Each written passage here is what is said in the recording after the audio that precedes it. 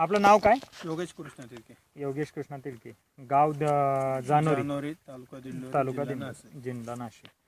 आपण सर द्राक्षबाग बऱ्याच वर्षापासून करत आहात, एक 15 वर्षापासून द्राक्षबाग करत आहात.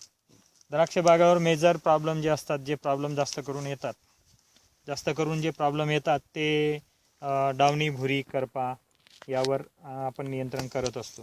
त्याचप्रमाणे थ्रिप्स, माइट्स हा पण एक मोठा प्रॉब्लेम द्राक्षबागेवर असतो. त्याच्यानंतर घरातली अळी, तुमच्याकडे जो आलेला प्रॉब्लेम होता तो सर्वात जास्त घरातल्या अळीचा होता.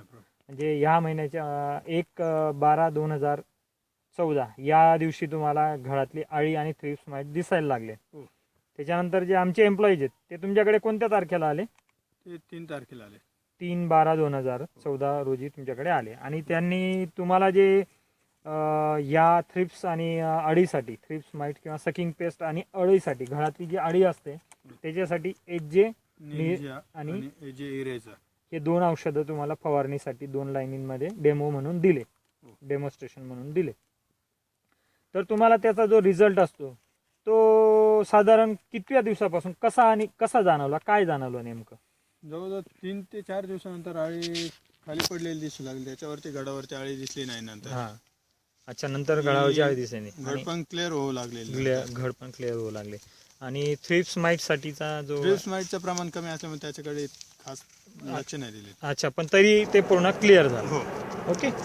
घडातली जी आपली अळी, तिने केलेलं जे नुकसान या घडावर जसं आपण पाहतोय, ह्याच लाईनीला तुम्ही दिलं होतं, घरातल्या अळीने हे केलेलं नुकसान होतं. म्हणजे ते 2-3 दिवस तुमच्या सुरुवातीला, बरोबर. बाकीच्या घडांना, आता हे नवीन घड होते त्याच्यावर त्या अळीचं जे नुकसान आहे ते दिसत नाहीये. त्याचं रिझन म्हणजे हे की अळीचं तुम्हाला 3 ते 4 दिवसात पूर्णपणे खाली मिळालं, पूर्णपणे कंट्रोल मिळाला. हे ऑर्गॅनिक बेस आहे, रेसिड्यू फ्री आहे, एक्सपोर्टलाही हे चालतं. त्याच्यामुळे तुम्हाला हे घ्यावंसं वाटलं. तुम्हाला अजून एक्सपेक्टेशन काय असू शकते की बाबा घरातली अळी मेल्यानंतर, बघा हा फ्रंटचा घड होता आणि हा त्याच झाडावरचा घड आहे, फरक जाणवतोय आपल्याला की याच्यावर नुकसान नाही झालेलं, याच्यावर पण नुकसान नाही झालेलं आहे. म्हणजे पुढचं नुकसान पूर्ण थांबलेलं आहे. आणि आजची तारीख आहे, आज आपण ज्या बागेत उभे त्याच बागेत आपण त्याच झाडांवर, त्याच लाईनींवर पाहतोय, तर ते असं दिसतंय की घरातल्या अळीने जे केलेलं नुकसान होतं ते पूर्णपणे थांबलेलं आहे. या घडावर ते स्पष्टपणे दिसतंय आपल्याला, बरोबर. आणि आजची जी काय तारीख आहे, आज